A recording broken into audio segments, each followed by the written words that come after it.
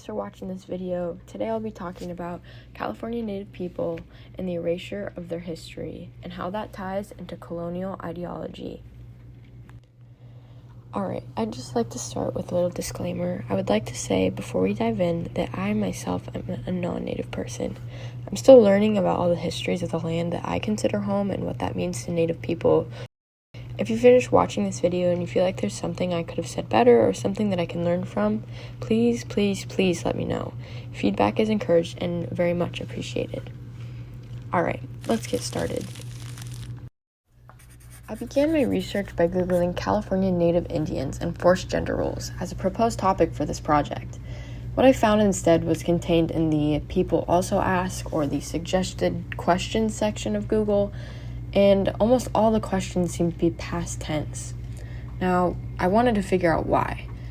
One suggested question said, "What happened to Native Americans in California?" Well, as most of you might know, California Native people are still around and didn't just disappear out of thin air or die off at the hands of colonizers. I will be discussing a few ideas that may contribute to the erasure of Native history in contemporary times. I'll be discussing 3 possible suggestions. The first being harmful media stereotypes, the second being federal recognition, and the third being a lack of education in schools. The first point I'd like to start with is harmful media stereotypes. When you search for Native Indians, you might see black and white pictures, feathers, over-sexualized Native women, headdresses, and maybe a questionable Native American coloring book, and more. But how many of these pictures depict contemporary times? Well, the answer is very few. The following clip is from a Pomo activist, Jayden, who is award-winning for her wonderful speeches on activism for Native people. In this clip of her speech, you'll hear that she talks about how Native culture is stripped away from Native people when it's used in popular media and stereotyped. Take a listen. While Native American symbols have been popularized in media and commercial markets, those symbols are appropriated and devalued of their meaning once they are stripped from their Native communities. The popularity of the symbol of the headdress is a symptom to a much larger problem, and the problem is dehumanizing and exploitation of Native peoples and their ancestral lands. Native people are often talked about in relation to keywords like alcoholism, warrior, casinos, poverty, addiction, ancestors, horses, poor education, something sacred, and many more. These are all featured in a game of bingo from the Native American journals that can be played and won pretty easily when you play it with modern news articles. These words are what get the most media attention, so these terms and stereotypes of Native people are what gets circulated the most and what end up being what many non-Natives recognize as being tied to Native people. Walter C. Fleming in his article states that, quote, "Stereotyping is a poor substitute for getting to know individuals at a more intimate, meaningful level," end quote. The second topic of conversation is federal recognition. Tribes around California specifically have faced many troubles in trying to gain tribal sovereignty. One of these troubles included land issues, such as the 18 unresolved treaties. According to the U.S. Department of the Interior, Indian Affairs, quote, "Under pressure from the California congressional delegation, the United States Senate not only refused to sign the 18 treaties that had been negotiated, but they also took extraordinary steps to place the treaties under seal," end quote. Now, I'm no detective, but I think it's safe to say that the federal government knew that they were causing harm when they tried to keep these a secret from the public. People like Tilly Hardwick, Pomo, were fundamental in holding the government accountable for the promises that they were not upholding.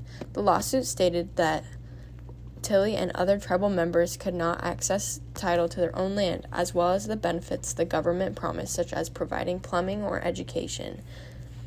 This continued attitude carried on and eventually became known what we know as rancherias. In California, there are 109 federally recognized tribes across 34 counties. I think it's a bit absurd that so many Californians and non-Native people don't understand that the land we call home is really home to so many people. This is a map of almost all the tribal groups of California. I encourage you to look at where you're from and try and see if you can find what tribes are from the area that you consider home, and think about what that might mean for those tribes.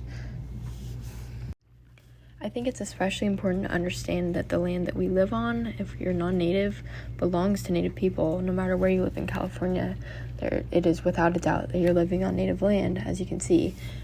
I think it's especially important to consider this fact and to be cognizant of it and be respectful of Native land that we live on that's not our own. This map alone might be really shocking to someone who hasn't ventured outside the public education system to learn on their own, which leads me to my next point. My third and final topic of conversation is lack of education. It has taken me until my freshman year of college to learn more, or quite frankly, really anything about the land that I consider home and the people whose land this truly belongs to. I grew up with very little education on Native people. I went on, the stereotypical field trip to mission sites like many people do around 4th grade, but I still had very little knowledge that this is a group of people that exist in contemporary times. To completely brush over decades of genocide and utter disrespect to a group of people that happened in this state that I live in specifically is disheartening. I'll ask this. Did you grow up learning about Native culture? If you did, are you Native or are you non-Native? And how might that influence your answer? Unfortunately, so many people are not being educated on the history and modern experience of Native people.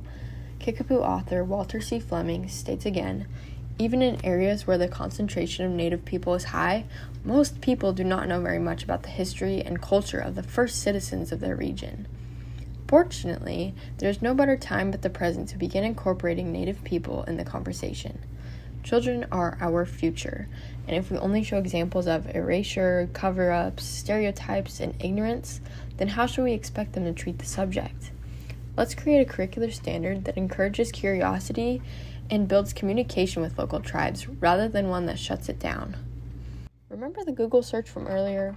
Well, I hope you now have a better understanding of why it is so important to have an inclusive and accurate representation of Native people. We need to change these past tense prompts to present ones, and in doing so help change the mindset that Native people only exist in the past.